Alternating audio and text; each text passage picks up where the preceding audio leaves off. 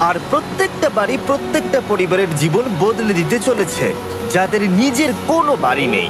আর এটা ওরা জানে না। আমরা একটা বাড়ি বানিয়ে ফেলেছি। তোমাদের চোখের কাপড়টা খোলো আর পিছন ফিরে দেখো, এটা হলো তোমাদের নতুন বাড়ি। ওয়াও, ওর রিয়াকশনটা একবার দেখো। ওরা এখন খুবই আনন্দিত।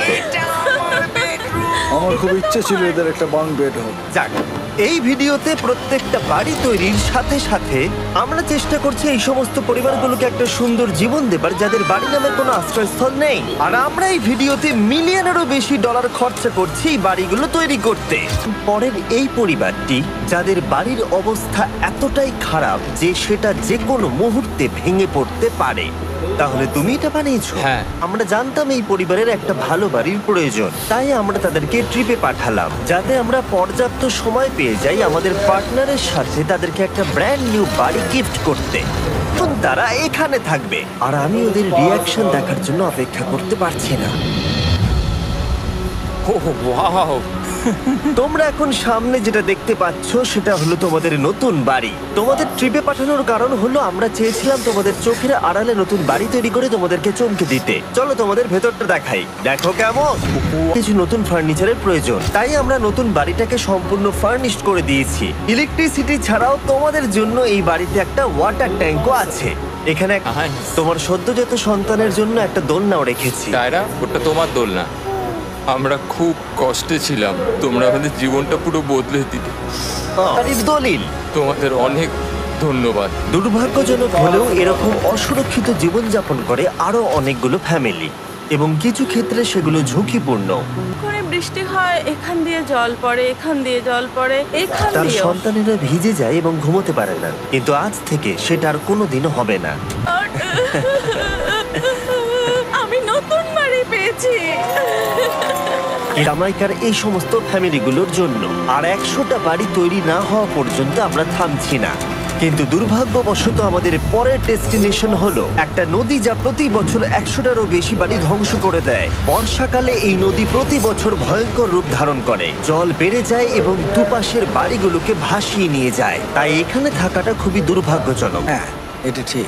সেই কারণেই আমরা এখান থেকে অনেকটা দূরে এই সম্প্রদায়ের জন্য অনেকগুলো বাড়ি তৈরি করেছি। মজা করছি না, আমরা দিতে চলেছি। আমরা শুরু করলাম মারিয়া এবং তার মেয়েকে দিয়ে, যাদের আগের বাড়িটা বর্ষাকালে নদীর জল বেড়ে যাওয়ার কারণে সম্পূর্ণ ধ্বংস হয়ে গেছিল। এমনকি একটা বিছানাও তাদের কাছে নেই। এবার তোমরা প্লিজ ঘোরো আর তোমাদের নতুন বাড়িটাকে দেখো। একবার তোমরা ঘুরে দেখো, এই হলো তোমাদের নতুন বাড়ি।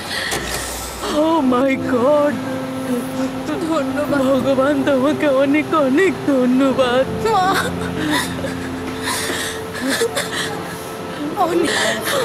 কি সুন্দর। আর ওরা যখন নিজের বাড়িতে ঘুরছিল তখন ওরা জানতো না এই বাড়িটা ওদেরকে ফ্রিতে দেওয়া হচ্ছে। সারপ্রাইজটা কি বলনি? না। আরে সারপ্রাইজটা ওদেরকে বলে দাও। তোমাদের টাকা দিতে হবে, এই পুরো বাড়িটা তোমাদের। সৃষ্টিকর্তাকে অনেক অনেক ধন্যবাদ। নতুন বাড়ির জন্য অভিনন্দন। তোমাকে অনেক ধন্যবাদ। এটা ফ্রি শুনে ওরা খুবই খুশি হয়েছে। আমি- কতটা খুশি! আমি আন্তরিকতার সাথে ধন্যবাদ জানাচ্ছি। আমার মনে হয় তোমাদের আর কোনো চিন্তা থাকবে না। এটা হলো তোমাদের নতুন বাড়ি। নতুন বাড়িতে তোমাকে স্বাগত। এই সদ্যজাতর জন্য একটা দোলনাও এনেছি।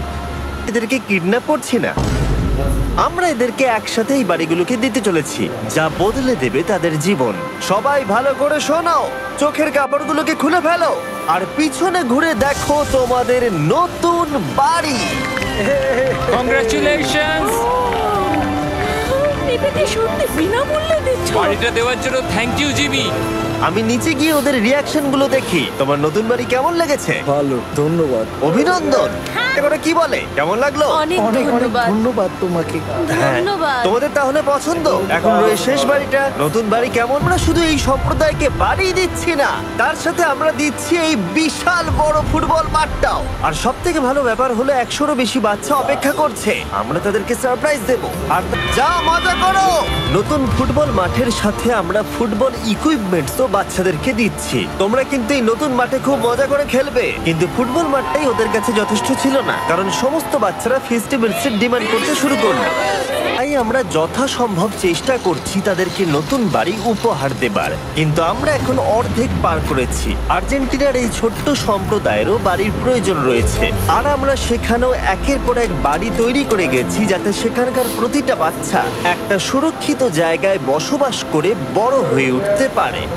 তারপরে আমরা গেলাম আমাদের পরের গন্তব্য কলম্বিয়াতে, আর সেখানে গিয়ে দেখতে পেলাম বাড়িগুলো ঝড়ের কারণে সম্পূর্ণরূপে ধ্বংস হয়ে গেছে। এর পরের পরিবার এই রকম একটা বাড়িতে বসবাস করত।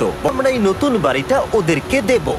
ওদের কোনো ধারণাই নেই ওরা নতুন বাড়ি পেতে চলেছে, আর একটু এগিয়েই থেমে যাবে। এসো, এসো, ঠিক এসো। আছে, কাপড়টা খুলে ফেলো।